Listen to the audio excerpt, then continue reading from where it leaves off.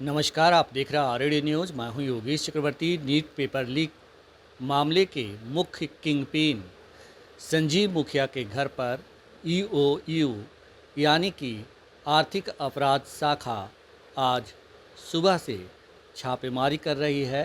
उसके कई ठिकानों पर छापेमारी चल रही है।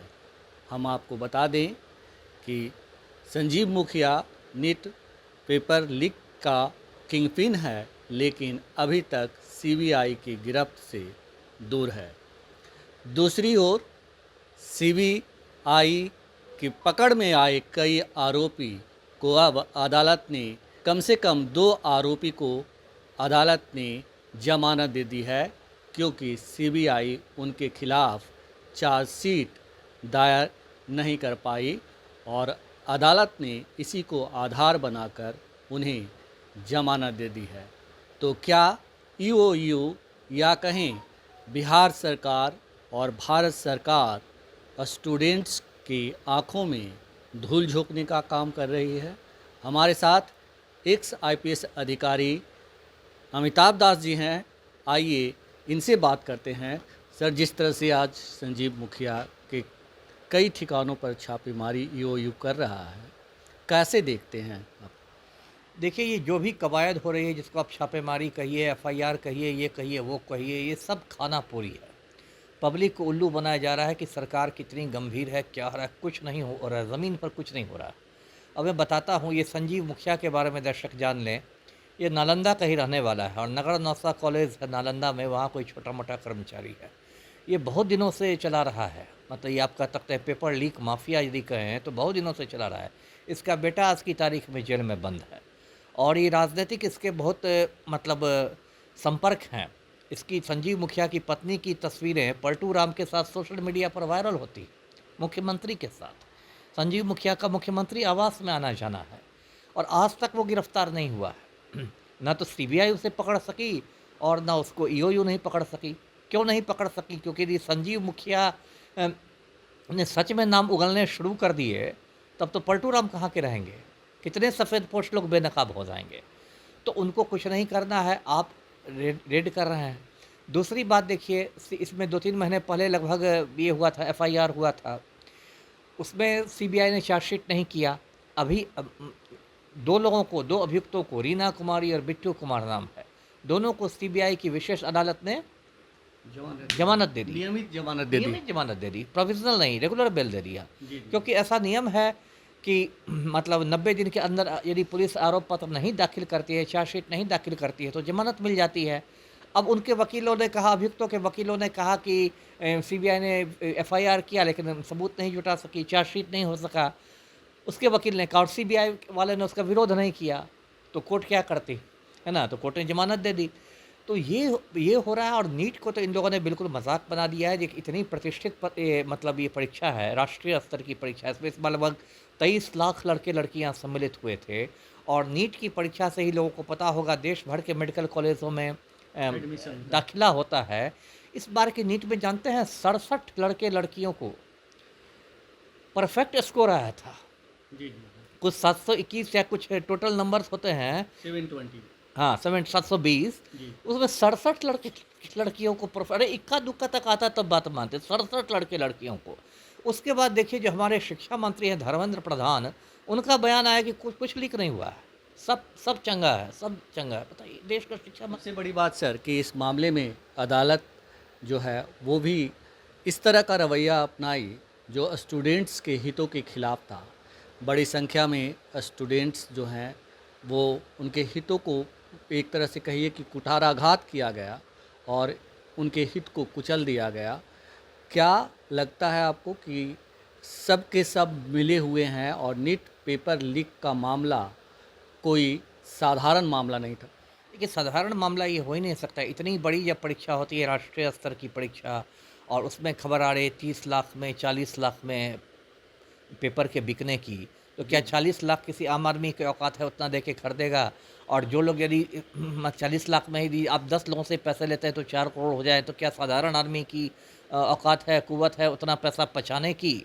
तो ये जब भी कुछ होता है इसमें, तो बड़े बड़े सफ़ेद पोश लोग रहते हैं, बड़े बड़े अधिकारी लोग, बड़े बड़े राजनेता लोग, है ना, नीट को लेके देखिए देश भर में प्रदर्शन हुआ।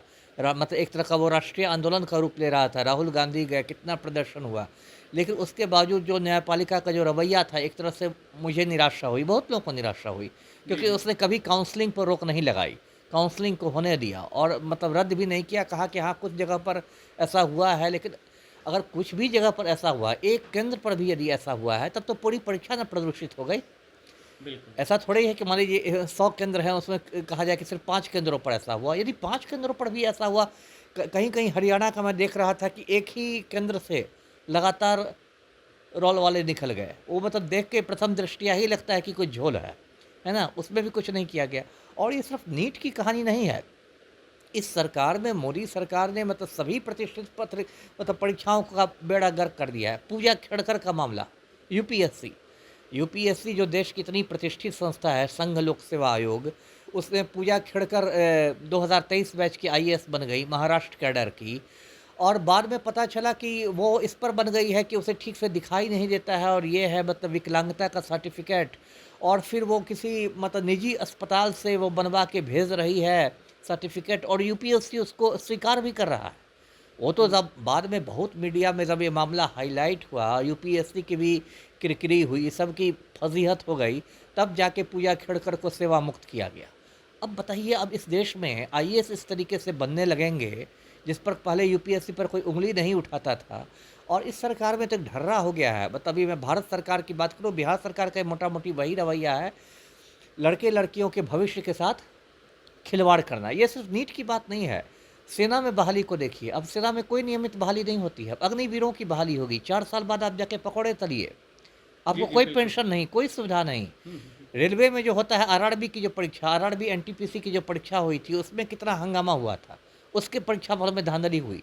जो असिस्टेंट लोको पायलट का जो आता है, वैकेंसीज जो आता है, जो पहले 70,000 60,000 में आता था, वो 6,000 के भी अंदर आता है।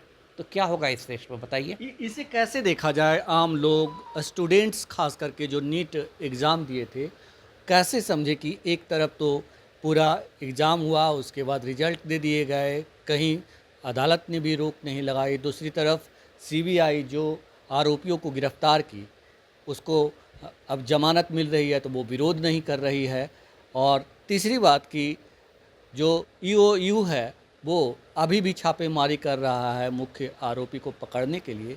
तो ये क्या है, किस तरह की प्रक्रिया है? कोई प्रक्रिया नहीं है। इस देश का पूरा सिस्टम ध्वस्त हो गया है ना? सिस्टम ध्वस्त हो गया है। लॉरेंस बिश्नोई जेल के अंदर रह के लोगों को मरवा रहा है। पूरा का पूरा जो ऊपर से नीचे का सिस्टम ध्वस्त है। अब इस परीक्षा में ऐसी बात आ रही है, आपने ईओयू की बात की, आर्थिक अपराध इकाई जो है बिहार पुलिस की, ईओयू की क्या विश्वसनीयता रह गई है?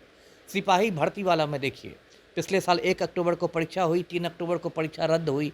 उसमें जो संजीव सिंघल उस समय जो केंद्रीय चयन पर्षद का चेयरमैन था, उस पर मतलब इतने सबूत हैं कि कायदे से आज की तारीख में उसको बेऊर जेल में रहना चाहिए।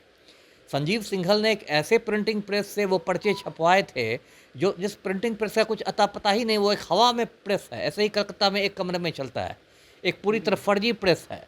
यूपी में ब्लैक लिस्टेड था, काली सूची में डाल दिया गया था। बाद में फिर खुद ईओयू के चार्जशीट में आया कि सिंघल ने उसमें 10% या कितना परसेंट कमीशन लेकर उसको पेपर छापने का काम दिया था। पर इतने सारे सबूत आ गए, गरीब आदमी के खिलाफ इतने सारे सबूत आते, तो कब उसको पुलिस टांग लेती? और संजीव सिंघल पर कुछ नहीं हो रहा है। उसको उल्टे हटाने के बाद उसको ऊर्जा विभाग में सुरक्षा सलाहकार बना दिया गया है। तो ये जो पूरा माफिया है, चाहे कोई भी माफिया, शिक्षा माफिया, बालू माफिया, अभी तो हम लोग शिक्षा माफिया की बात कर रहे हैं, वो सब ऐसे ही चल रहा है। जी जी जी। क्या पुलिस नहीं चाह, यदि सीबीआई जो देश की सबसे बड़ी एजेंसी है, क्या चाहती तो संजीव मुखिया को नहीं पकड़ सकती थी? अमेरिका ओसामा बिन लादेन को खोज सकता है, सीबीआई संजीव मुखिया को नहीं खोज पाएगी। बिल्कुल। और आज जो छापेमारी की जा रही है, बस आपको लगता है कि ये सिर्फ दिखावा है? ऑपरेशन खानापुरी है, ऑपरेशन खानापुरी है, पब्लिक को दिखाने के लिए कि हम कितने चुस्त हैं, कितने मुस्तैद हैं, देखिए ये हो गया, वो हो गया। इसमें कुछ नहीं मिलेगा। यदि कपिल शर्मा के शब्दों में कहूँ तो बाबा जी का ठुल्लू मिलेगा, कुछ नहीं मिलने वाला है ना? जी जी जी जी। तो बाबा जी का ठुल्लू नहीं मिलने वाला है। और हम आपको बता दें, खास करके नीट स्टूडेंट्स जान लें जो एग्ज़ाम देते हैं और आने वाले दिनों में देंगे, कि आपके साथ ऐसा ही कुछ आगे भी होने वाला है, क्योंकि जो आरोपी है वो पकड़ से बाहर है और जिसे पकड़ा गया उसे बहुत ही साफगोई से बचाया भी जा रहा है। बस दिखावा कर रही है मोदी सरकार, बिहार सरकार कि हम अपराधियों पर शिकंजा कस रहे हैं। बस आईवास। फिलहाल इतना ही। आप हमें फेसबुक पर फॉलो करें, यूट्यूब पर सब्सक्राइब करें, लाइक करें, शेयर करें और कमेंट्स कर अपना महत्वपूर्ण विचार और सुझाव ज़रूर दें। धन्यवाद।